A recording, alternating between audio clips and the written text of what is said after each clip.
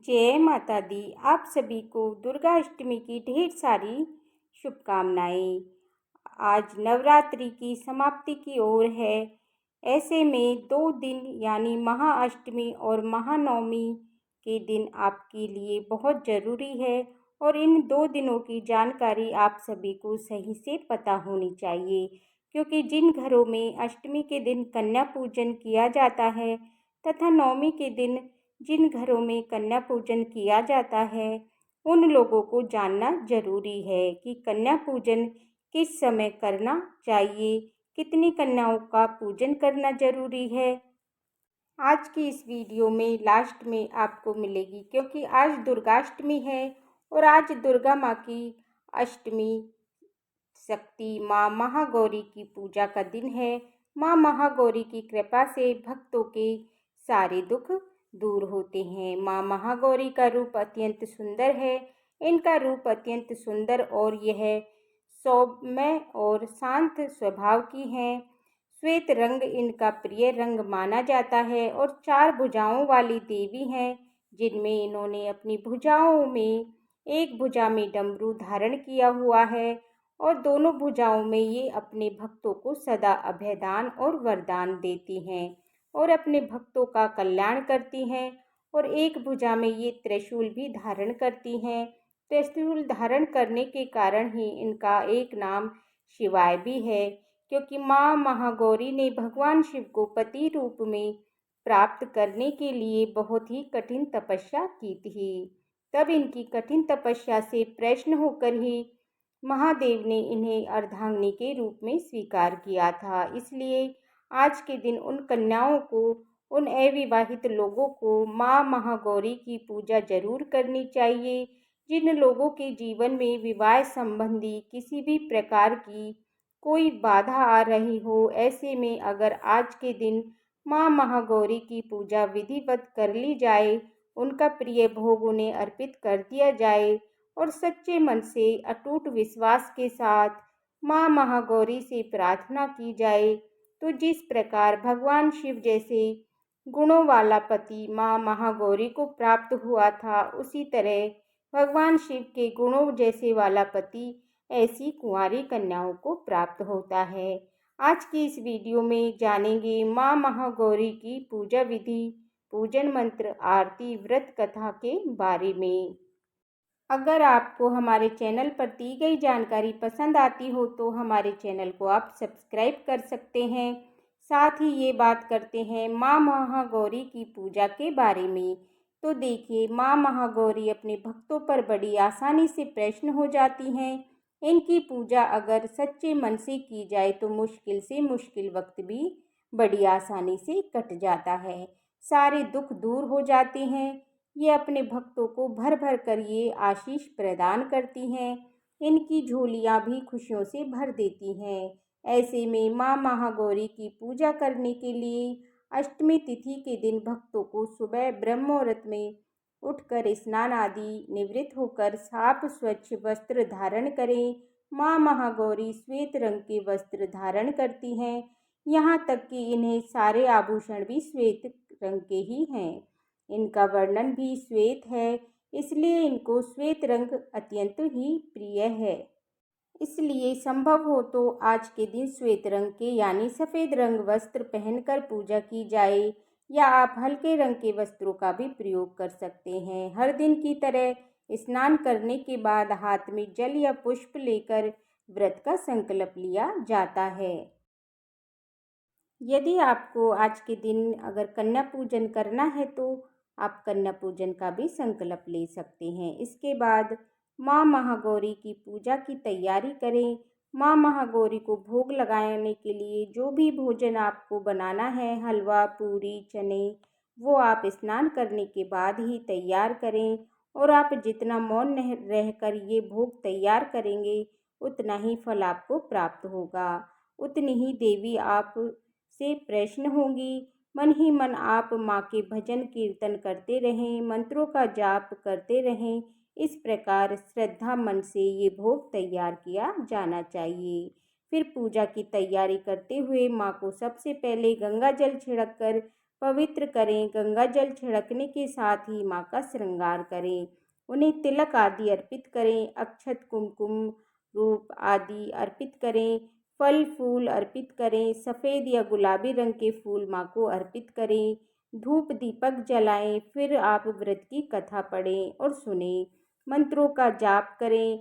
आपको पूजन सामग्री अर्पित करते हुए भी करना है। और यदि आप आज के दिन हवन करना चाहते हैं तो सुबह के समय हवन भी कर सकते हैं। हवन करने से पहले आपको जो रोज़ की पूजा है पहले आप वो समाप्त कर लें, जैसे कि कथा है या जो भी मंत्रों का जाप है, या आपको दुर्गा सप्तशती के जो भी सिद्ध कुंजी का स्तोत्र का पाठ आज के दिन करना होता है वो भी आप समाप्त करें। तो उसके बाद ही आपको हवन करना चाहिए। हवन यदि आप पुजारी को बुलाकर करना चाहते हो तो अच्छी बात है, या फिर आप घर पर भी करना चाहते हो तो वो भी अच्छी बात है। इसकी जानकारी आपको पता होनी चाहिए। घर पर बहुत ही सरल विधि से हवन कैसे किया जाता है, इस प्रकार मंत्रों का जाप करते हुए हवन किया जाता है। जो भोग आप माता रानी को लगाते हैं उसी भोग को आपको अग्नि देवता को समर्पित करना होता है। आपने जैसे 5, 7, 9, 11, 21 पूरियों का, हलवे का भोग अग्नि देवता को भी समर्पित करना होता है। उसके बाद अगर आपको कन्या पूजन करना है तो आप घर पर कन्याओं को आमंत्रित करें। फिर कन्या पूजन के साथ ही जिन लोगों को व्रत खोलना है वो व्रत खोल सकते हैं। शुद्ध सात्विक भोजन से आप व्रत खोल सकते हैं। हलवा, चने, पूरी सब्जी से आप व्रत खोल सकते हैं। फिर शाम के समय भी आप भोजन ग्रहण कर सकते हैं, लेकिन आपको शाम को भी माँ महागौरी की पूजा अवश्य करनी चाहिए, क्योंकि जब तक आपके घर में माँ भगवती, माँ दुर्गा विराजमान है, आपको नियमों का पालन तो करना ही है। यदि आपने कलश की स्थापना नहीं की है तो भी आपको नौमी तिथि तक, अष्टमी तिथि को माँ महागौरी और नौमी तिथि को माँ सिद्धिदात्री की पूजा करना अनिवार्य है, क्योंकि माँ दुर्गा के 9 रूप हैं, इसलिए ये नवरात्रि का पर्व कहलाता है। यदि आपने केवल अष्टमी की पूजा की और नौमी तिथि को सिद्धिदात्री की पूजा नहीं की तो नवरात्रि के व्रत अधूरे रह जाएंगे। इसलिए आपको नौमी तिथि तक सभी नियमों का पालन करना है। और अगर कलश की स्थापना अगर आपने की है तो आप 10वीं तिथि को ही कलश का विसर्जन करेंगे। यदि आप अष्टमी तिथि को कन्या पूजन कर रहे हैं या नौमी तिथि को कन्या पूजन करें, विसर्जन हमें हमेशा 10वीं तिथि को ही किया जाता है। कई बार कुछ ऐसे कारण हो जाते हैं कि आप केवल 10वीं तिथि को पूजन ना कर पाएँ। महिलाएं, कन्या, उन्हें पीरियड्स होने लगते हैं तो फिर आप आने वाली चैत्र पूर्णिमा है उस दिन आप कन्या पूजन भी करें और उसी दिन कलश का विसर्जन भी करें। और तब आपके घर में शुद्ध सात्विक भोजन बनना चाहिए, क्योंकि आपने ये व्रत रखा है तो आपके लिए ये नियम ज़्यादा ज़रूरी है।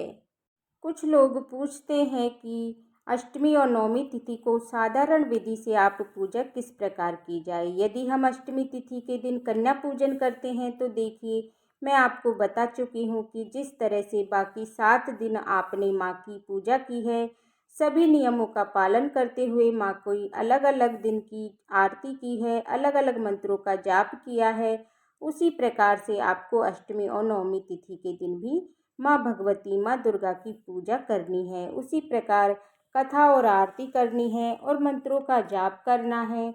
उसके बाद 10वीं तिथि को आप पूजा करके माँ को भोग लगाकर, माँ का श्रृंगार करके, उन्हें पुष्प आदि अर्पित करके आप विसर्जन कर सकते हैं।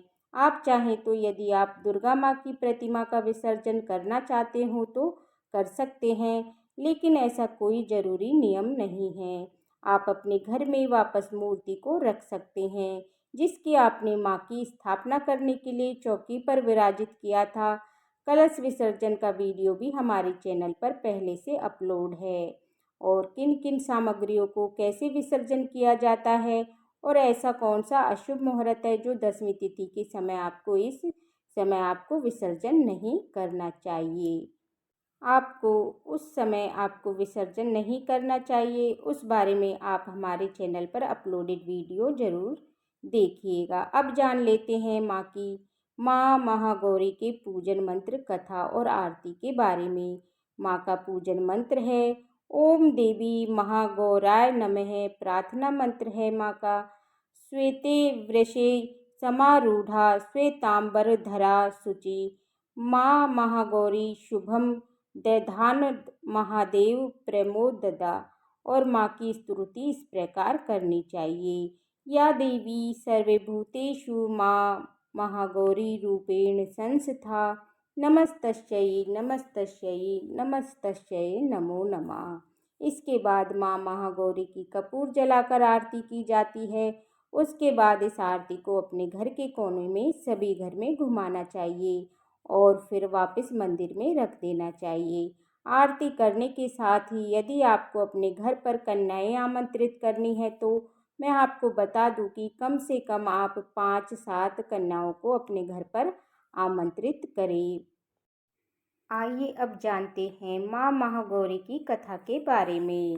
देवी भागवत पुराण के अनुसार देवी पार्वती अपनी तपस्या के दौरान केवल कंदमूल, फल और केवल पत्तों का आहार करती थी और भगवान शंकर को पति रूप में प्राप्त करना चाहती थी। बाद में देवी ने केवल वायु पीकर ही तप करना प्रारंभ कर दिया।